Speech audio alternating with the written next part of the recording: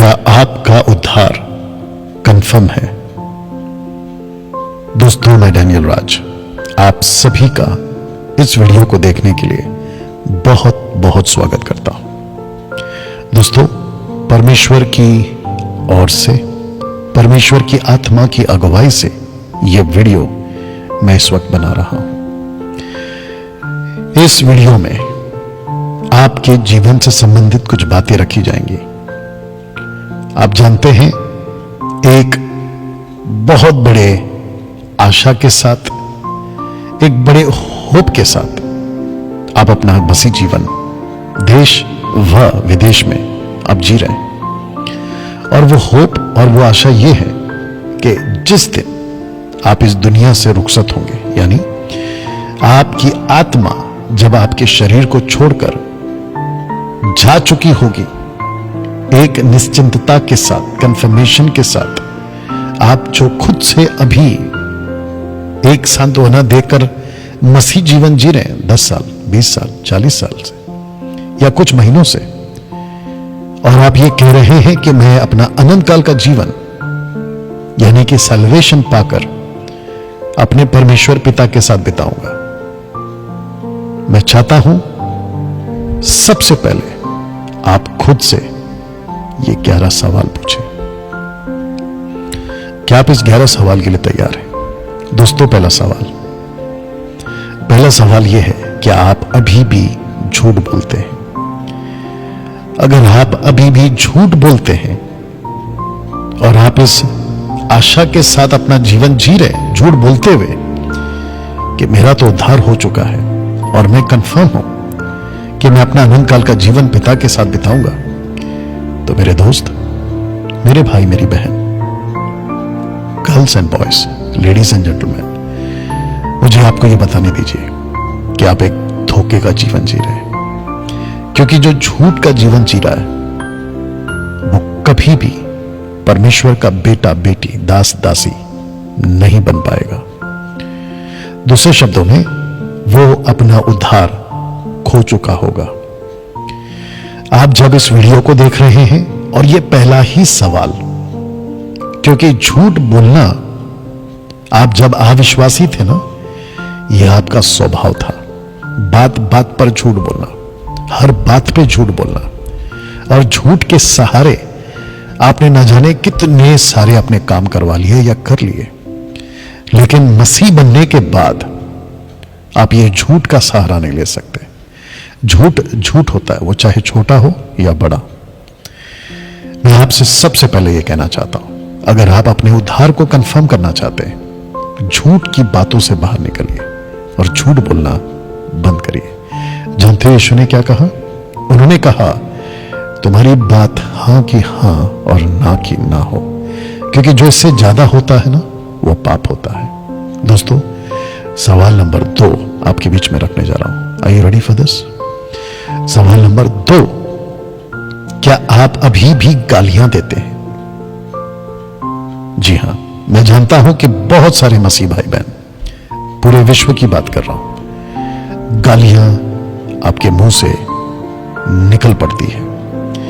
आप जब अपना आपा खो देते हैं, आउट ऑफ कंट्रोल हो जाते हैं, आप जब गुस्से में होते हैं, आपके मुंह से पुरानी जीवन की बातें गालियों के रूप में जो आप देते थे, अभी भी आपके मुंह से निकल जाती है।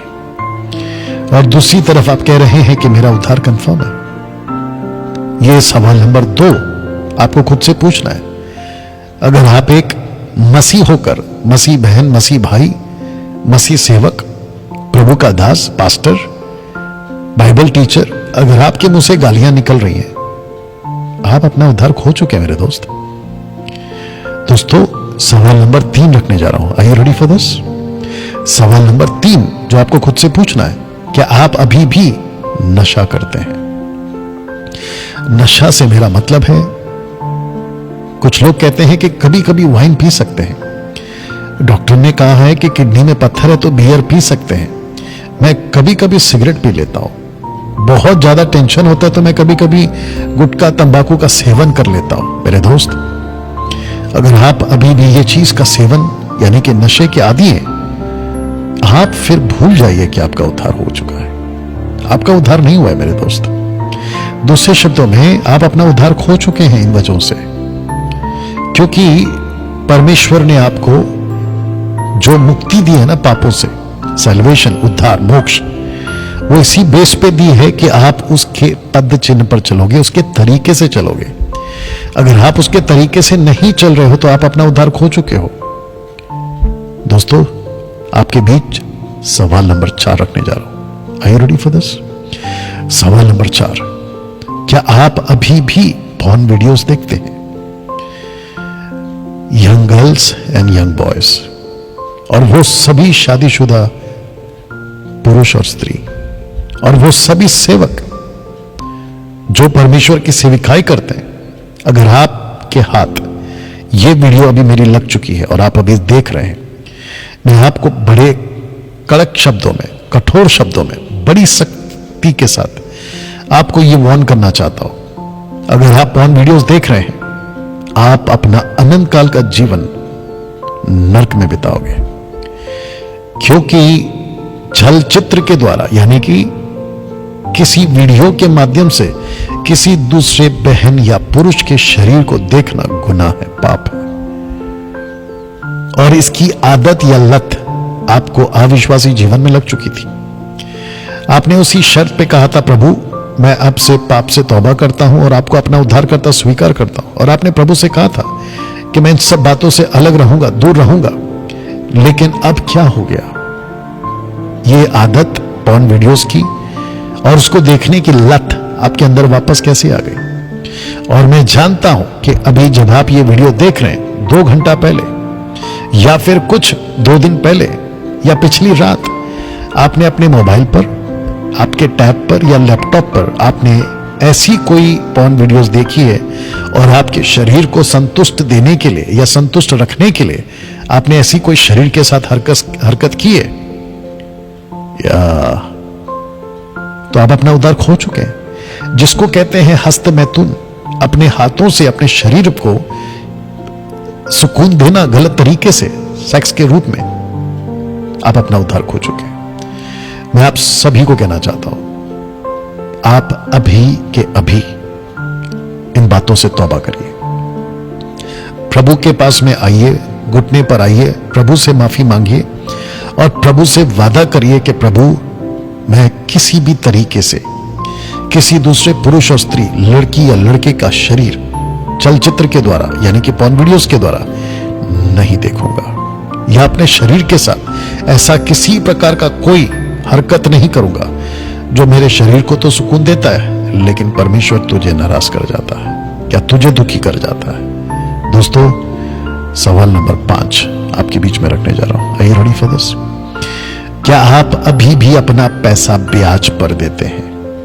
Question mark. आपने क्या कहा था? मैं कंफर्म हूं मेरे उद्धार को लेकर। अगर आप ब्याज पर पैसा दे रहे हैं, आप पाप कर रहे हैं, क्योंकि गलत तरीके से पैसे कमाना और धनी होना यह गलत है। आप जब अविश्वासी थे तो आपने खूब पैसे कमाए होंगे ब्याज के माध्यम से, देकर या लेकर, जैसे तैसे।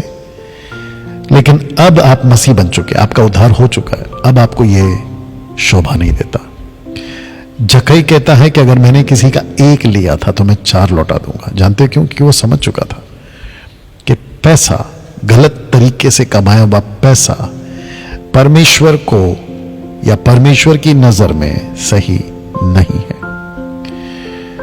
अभी के अभी अगर आपने किसी को दबाव, लालच तरीके से पैसे कमाकर आप अमीर बन चुके हैं, बन रहे हैं, मैं चाहता हूं कि गलत तरीके से कमाया हुआ पैसा जिसका आपने गलत तरीके से लेकर खुद रख लिया, लौटा दीजिए।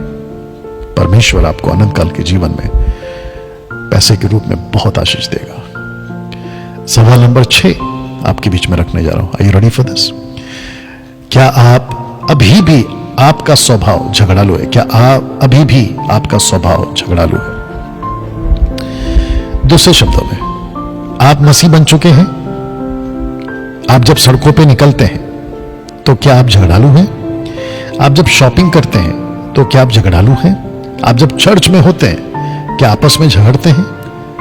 आप सिस्टर्स जब आप शॉपिंग पे जाती हैं सब्जी वालों के पास, क्या वहां झगड़ा करती हैं लोगों से, सब्जी वालों से? आप जो सोसाइटीज में रहते हैं, बड़े बड़े सोसाइटीज में रहते हैं, लिफ्टमैन, वॉचमैन, पेपर वाला, दूध वाला, धोबी, इन सभी से, आपके घर पर जो काम करने वाली आया, सर्वेंट्स, क्या उनसे आप झगड़ा करते हैं? और आपने अभी क्या कहा था कि मेरा तो उद्धार हो चुका है, और मैं कंफर्म हूं अगर आप झगड़ालू हैं, आपका उद्धार नहीं हुआ है अभी भी। दूसरे शब्दों में, आप उद्धार से वंचित हो गए हो। तौबा करिए, अपने गुनाहों से माफी मांगिए, लौटकर प्रभु के पास में आइए और अपने स्वभाव को प्रेमी बनाइए, क्योंकि जो प्रेम करता है वो परमेश्वर से उत्पन्न हुआ है। याद रखिएगा इस बात को। सवाल नंबर 7 रखने जा रहा हूं दोस्तों। सवाल नंबर 7 है, क्या आप अभी भी लालच का जीवन जी रहे हैं?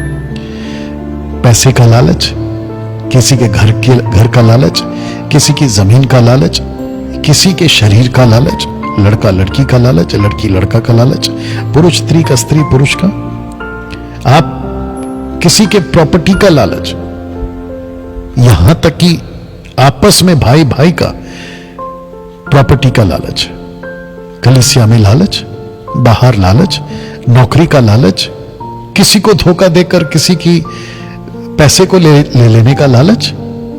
आप पार्टनर हैं, धोखा दे दिया लालच में आकर, और फिर आप कहते हो कि मेरा उद्धार कंफर्म है। जी नहीं दोस्तों, इन बातों से बाहर निकलिए और अपने उद्धार को बचाइए, अपने उद्धार को सुरक्षित करिए।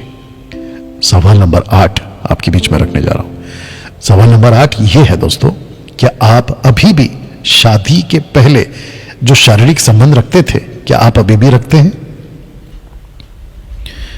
या लड़का लड़की शादी के पहले, बाइबल आपको इजाजत नहीं देती कि आप शारीरिक संबंध बनाएं, लिविंग रिलेशनशिप वाला काम नहीं करना है आपको।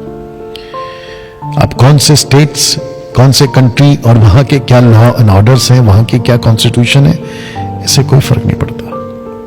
सबसे बड़ा लॉ और सबसे बड़ा कानून और सबसे बड़ा प्रोटोकॉल और सबसे बड़ा कॉन्स्टिट्यूशन परमेश्वर का वचन है। शादी के पहले लड़का और लड़की शारीरिक संबंध नहीं बना सकते। आपका जो शरीर है वो परमेश्वर को बलिदान कर कर चढ़ा दीजिए। दूसरे शब्दों में, वक्त से पहले लड़का लड़की, शादी से पहले, वक्त से पहले शारीरिक संबंध बनाना आपके लिए कई मुसीबतों का दरवाजा खोल देगा। एक तरफ परमेश्वर को नाराज कर कर तुम उससे अलग हो जाओगे ना, सबसे बड़ी बात। दूसरा, बीमारियों के लिए दरवाजा खोल दोगे। तीसरा, आपका नेचर, आपका स्वभाव और जो इज्जत आपने रखनी थी अपने लाइफ पार्टनर के लिए, या जिसको आप लाइफ पार्टनर बना रहे हो, उसके साथ पहले ही अगर आप शारीरिक संबंध बना लेते हो, तो जो इज्जत आपको उसके लिए, उसको आपके लिए होनी चाहिए, वो आप खो बैठोगे। यह आपको समझना बहुत जरूरी है। कुछ पल के सुकून के लिए इतनी सारी मुसीबतें मोल लोगे, मूर्खता की हरकत होगी। दोस्तों, इससे बचिए। अगर आपने ऐसी कोई हरकत कर दी है, कर चुके हो, जितनी जल्दी हो सके प्रभु के पास लौट कर आइए, माफी मांगिए, और जिसके साथ आपने किया है उससे जितना जल्दी दूर हो सकते हो जाइए। लड़का हो या लड़की हो, जितना जल्दी दूर हो सकते हो जाइए, और परमेश्वर आपके लिए सही रास्ता निकालेगा। दोस्तों, सवाल number 9, are you ready for this? सवाल नंबर 9, क्या शादी के बाद भी आपका शारीरिक संबंध किसी और महिला से है? पुरुष महिला से, महिला पुरुष से, शादी के बाद की बात कर रहा हूं। आपका विवाह हो चुका है, आपको अपनी पत्नी के साथ में फेथफुल यानी कि ईमानदार रहना है, विश्वास योग्य रहना है, पत्नी ने पति के साथ, पति ने पत्नी के साथ। लेकिन अगर आपका किसी और महिला के साथ या किसी और पुरुष के साथ, वो चाहे चर्च का साधारण मेंबर हो, मैं उससे कह रहा हूं, वो चाहे चर्च का पास्टर या सेवक हो, इंटरनेशनल मिनिस्ट्री आपकी, बड़ी बड़ी सेवा है आपकी, उसके बावजूद अगर आप शादी के बाहर किसी महिला से या किसी पुरुष से आप शारीरिक संबंध रखते हैं, आप अपना उद्धार खो चुके हैं और परमेश्वर की नजर में यह गुनाह है, पाप है।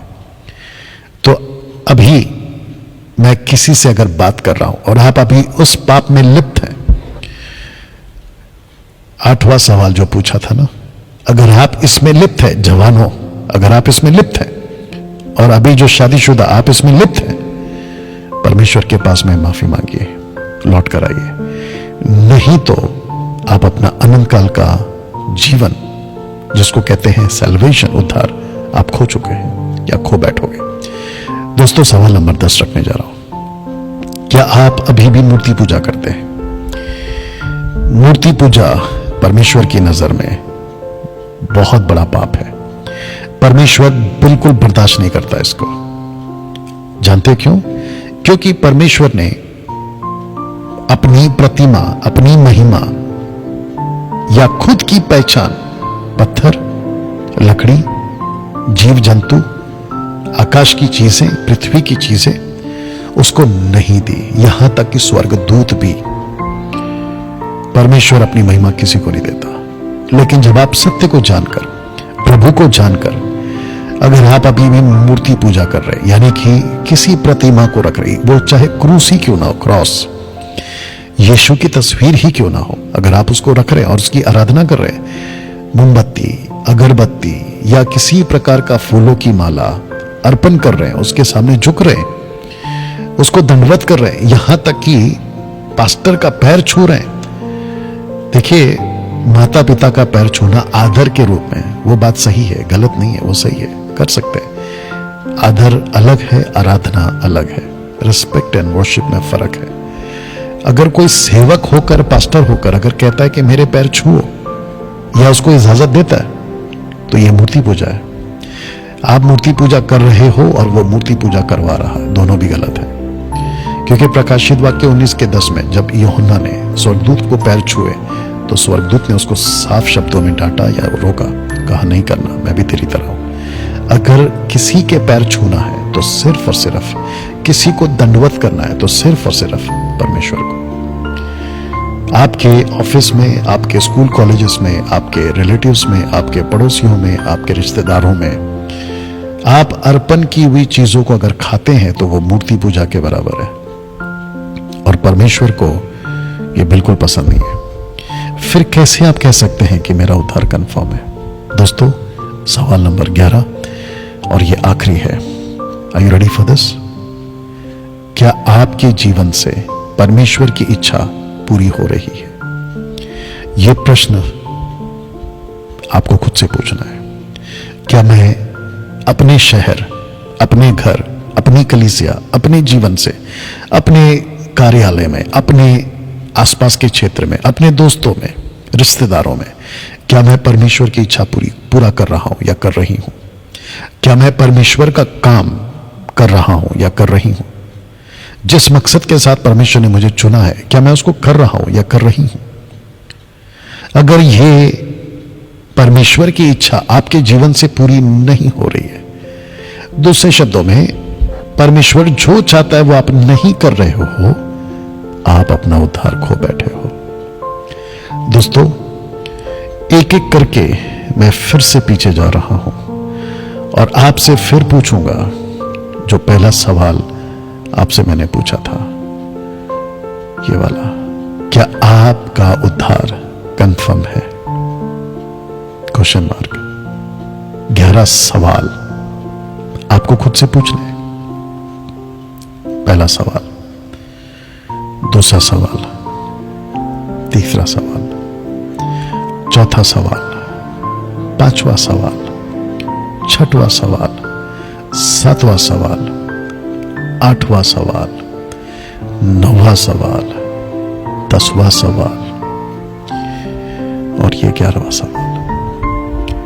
मैं चाहता हूं कि इस वीडियो के माध्यम से आपको जागरूक करूं, आपको फिर से प्रभु के पास लाने के लिए एक आवाज दो, मन फिराओ, लौट कर आओ।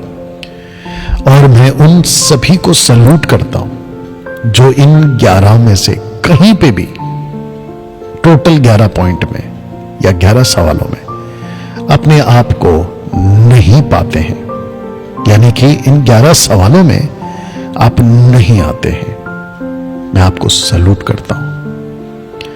बस ऐसे ही बने रहना, मजबूत रहना, और कभी भी संसार की बातें और पाप का जीवन आपके अंदर हावी ना होने पाए। और जो 11 में से किसी एक में है, डैनियल भाई हम 10 में नहीं है लेकिन एक में है, तो मेरे दोस्त एक में हो ना तो आप सब में हो, क्योंकि परमेश्वर को उसके लोग, उसकी कलीसिया, एक्लीसिया, दुल्हन बिल्कुल शुद्ध, पवित्र, बिना किसी कलंक झुर्री, जिसको कहते हैं ना क्लीन, स्पॉटलेस, बिल्कुल साफ चाहिए। दोस्तों, आशा करता हूं कि यह वीडियो आपको बहुत कुछ सिखाई है। अगर यह वीडियो आपको अच्छा लगा और आप सीखे हैं और आपको लगता है कि दूसरे मसीह भाई बहनों तक भी पहुंचाना चाहिए, तो मैं चाहता हूं कि इसकी खूब चर्चा करिए, इसको खूब फैलाइए, इसको खूब फॉरवर्ड करिए और लोगों को कहिए कि आपको अपना उद्धार अगर कंफर्म करना है तो ये 11 सवाल आपको खुद से पूछने हैं। दोस्तों, मिलते हैं किसी और वीडियो के साथ, तब तक अपना ख्याल रखिए। याद रखिए, हमारा असली जीवन यहां नहीं, हमारा असली जीवन वहां परमेश्वर के साथ है। जय मसीह।